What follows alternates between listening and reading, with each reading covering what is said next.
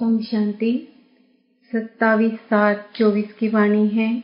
मीठे बच्चे, बाप समान रहम दिल और कल्याणकारी बनो। समझदार वह जो खुद भी पुरुषार्थ करे, दूसरों को भी कराए। प्रश्न: तुम बच्चे अपनी पढ़ाई से कौन सी चेकिंग कर सकते हो? तुम्हारा पुरुषार्थ क्या है? उत्तर: पढ़ाई से तुम चेकिंग कर सकते हो कि हम उत्तम पाठ बजा रहे हैं या मध्यम या कनिष्ठ। सबसे उत्तम पाठ उनका कहेंगे जो दूसरों को भी उत्तम बनाते हैं, अर्थात सर्विस कर ब्राह्मणों की वृद्धि करते हैं। तुम्हारा पुरुषार्थ है पुरानी जूती उतार नई जूती लेने का। जब आत्मा पवित्र बने तब उसे नई पवित्र जूती मिले। ओम शांति। बच्चे दो तरफ से कमाई कर रहे हैं। एक तरफ है याद की यात्रा से कमाई और दूसरी तरफ है 84 के चक्र के ज्ञान का सिमरन करने से कमाई। इसको कहा जाता है डबल आमदनी और अज्ञान काल में होती है अल्पकाल क्षणभंगुर सिंगल आमदनी। यह तुम्हारे याद की यात्रा की आमदनी बहुत बड़ी है। आयु भी बड़ी हो जाती है, पवित्र भी बनते हो, सभी दुखों से छूट जाते हो। बहुत बड़ी आमदनी है। सतयुग में आयु भी बड़ी हो जाती है, दुख का नाम नहीं, क्योंकि वहां रावण राज्य ही नहीं। अज्ञान काल में पढ़ाई का अल्पकाल का सुख रहता है और दूसरा पढ़ाई का सुख शास्त्र पढ़ने वालों को मिलता है। उनसे फॉलोअर्स को कुछ फायदा नहीं। फॉलोअर्स तो है भी नहीं, क्योंकि वह तो न ड्रेस आदि बदलते न घर बार छोड़ते, तो फॉलोअर्स कैसे कह सकते? वहां तो शांति पवित्रता सब है। यहाँ अपवित्रता के कारण घर घर में कितनी अशांति होती है। तुमको मत मिलती है ईश्वर की। अभी तुम अपने बाप को याद करो, अपने को ईश्वरी गवर्नमेंट समझो, परंतु तुम हो गुप्त। दिल में कितनी खुशी होनी चाहिए। अभी हम हैं श्रीमत पर, उनकी शक्ति से सतो प्रधान बन रहे हैं। यहाँ तो कोई राज्य भाग्य लेना नहीं है। हमारा राज्य भाग्य होता ही है नई दुनिया में। अभी उसका मालूम पड़ा है। इन लक्ष्मी नारायण के 84 जन्मों की कहानी तुम बता सकते हो। भले कोई भी मनुष्य मात्र हो, कैसा भी कोई पढ़ाने वाला हो, परंतु एक भी ऐसे कह नहीं सकेंगे कि आओ तो हम इन्हों के 84 जन्म की कहानी बताएं।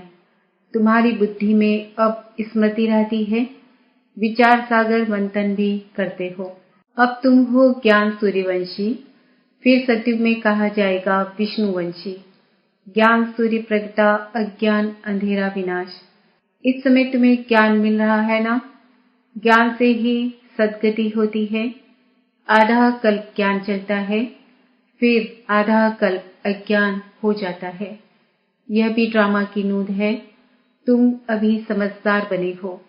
जितना जितना तुम समझदार बनते हो, औरों को भी आप समान बनाने का पुरुषार्थ करते हो। तुम्हारा बाप रहमदिल कल्याणकारी है, तो बच्चों को भी बनना है।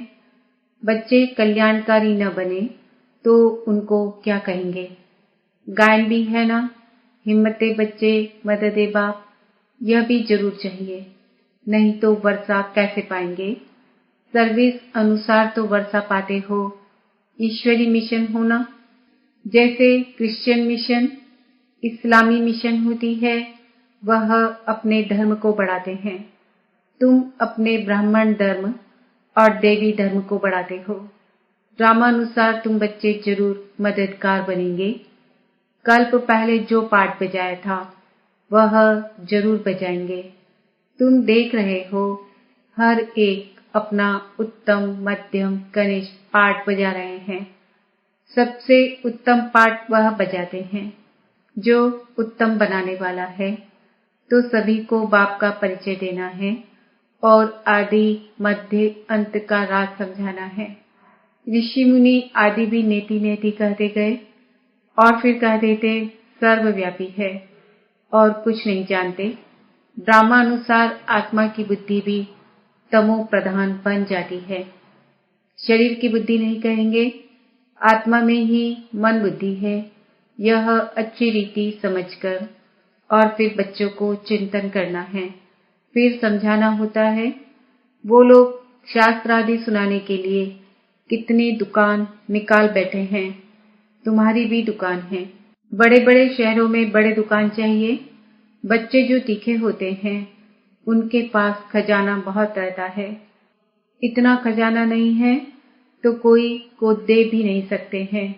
धारणा नंबरवार होती है। बच्चों को अच्छी रीति धारणा करनी है जो किसी को समझा सके।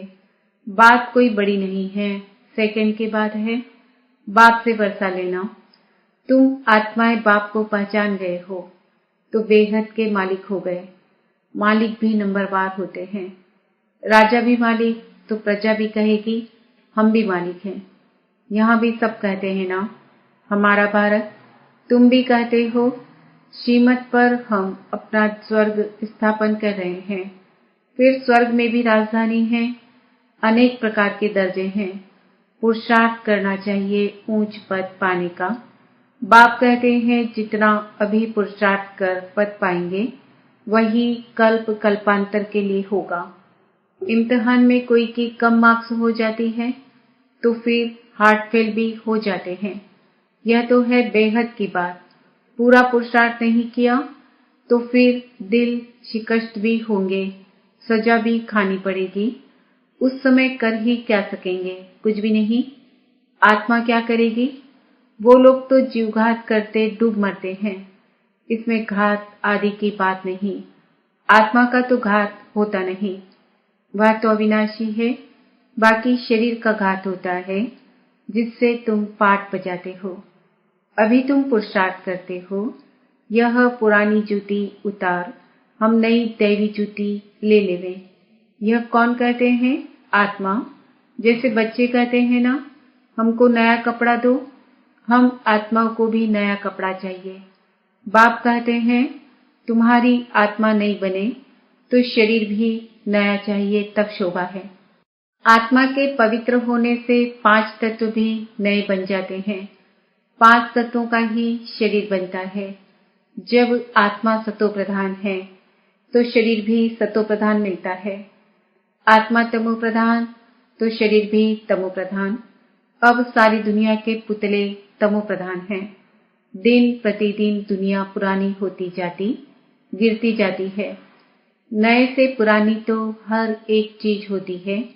पुरानी हो फिर डिस्ट्रॉय होती है। यह तो सारी सृष्टि का सवाल है। नई दुनिया को सतयुग, पुरानी को कलयुग कहा जाता है। बाकी इस संगम युग का तो किसको भी पता नहीं। तुम ही जानते हो यह पुरानी दुनिया बदलनी है। अब बेहद का बाप, जो बाप टीचर गुरु है, उनका फरमान है कि पावन बनो। काम जो महाशत्रु है उन पर जीत पहन जगत जीत बनो।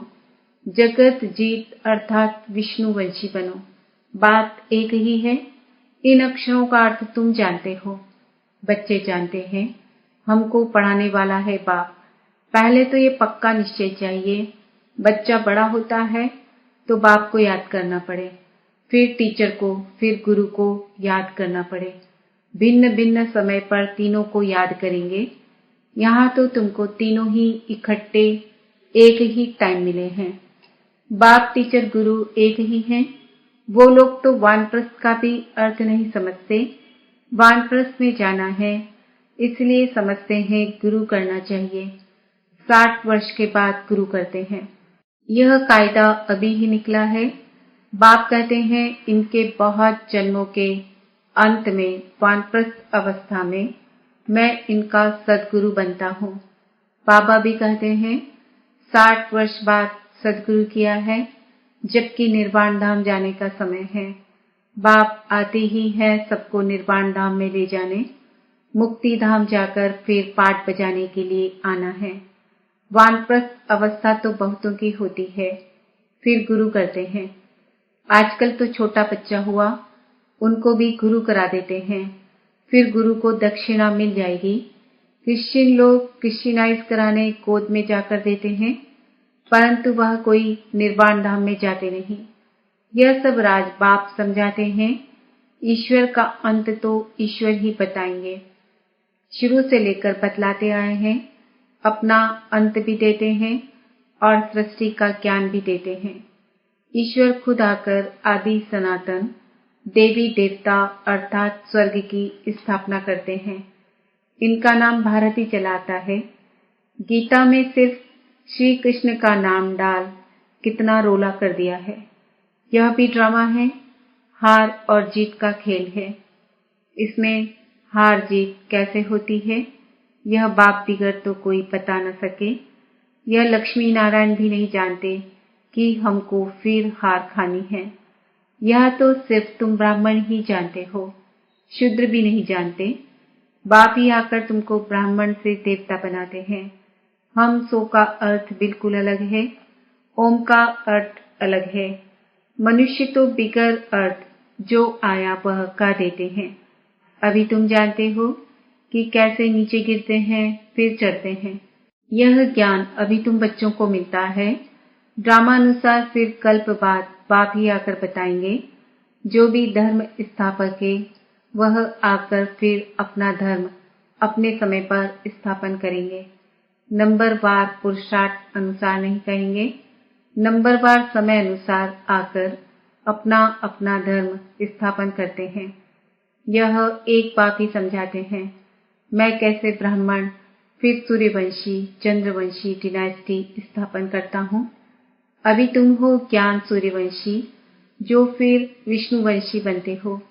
अक्षर बड़ी खबरदारी से लिखने होते हैं, जो कोई भूल ना निकाले। तुम जानते हो यह ज्ञान का एक एक महावाक्य रत्न हीरे हैं। बच्चों में समझाने की बहुत रिफाइननेस चाहिए।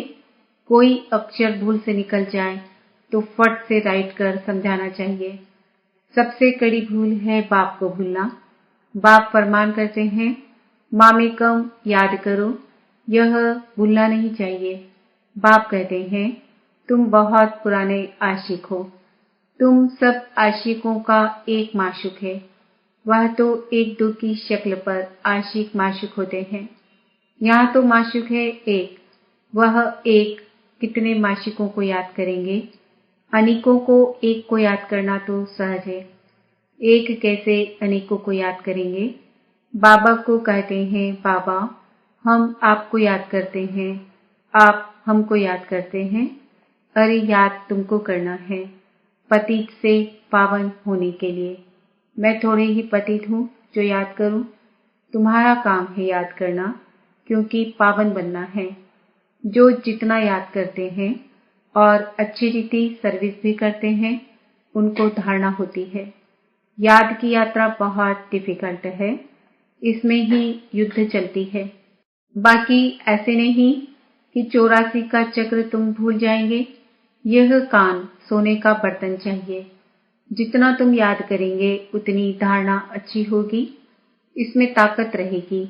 इसलिए कहते हैं याद का जौहर चाहिए। ज्ञान से कमाई है, याद से सर्व शक्तियां मिलती है। नंबरवार तलवारों में भी नंबरवार जौहर का फर्क होता है। वह तो है स्थूल बातें, मूल बात बाप एक ही कहते हैं, अल्प को याद करो। दुनिया के विनाश के लिए यह एक एटॉमिक बॉम्ब जाकर रहेगा और कुछ नहीं। उसमें न सेना चाहिए न कैप्टन। आजकल तो ऐसा बनाया है जो वहां बैठे बैठे बॉम्ब छोड़ेंगे। तुम यहाँ बैठे बैठे राज्य लेते हो, वह वहां बैठे सबका विनाश करा देंगे। तुम्हारा ज्ञान और योग उनका मौत का समान इक्वल हो जाता है। यह भी खेल है।